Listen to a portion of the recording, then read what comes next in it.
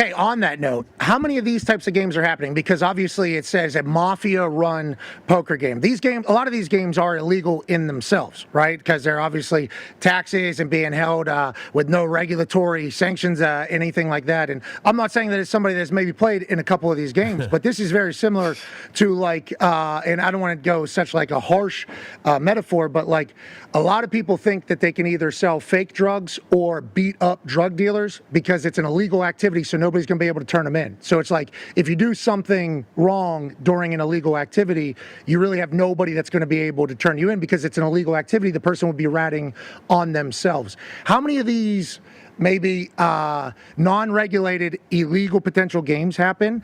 And whenever the Mafia is thrown around, are they a part of a lot of these games throughout like the history of poker, maybe running these potential illegal operations that are taking place?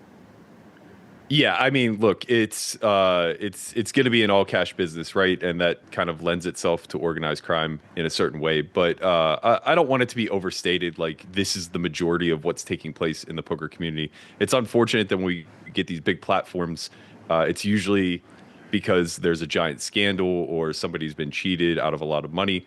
But the reality is, at the highest stake levels, games are private, period. That's just the nature of the beast. You want to be able to play with recreational players, and they want to be able to cherry pick the lineup. So if you want to be playing nosebleeds, then they're going to be privatized in some sort of capacity. Whether that's a house game or a casino game really dictates who you're catering to when it comes to the VIPs.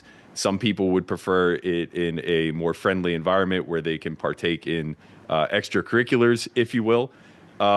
As far as like the mob's hand in it, I think it's one of those things where it's like you hear rumors, you always suspect, but this is the first actual like confirmation in my 22 years of playing that I've heard any real involvement there. Okay, now let's talk about cheating a little bit in these private games that are out of the casino.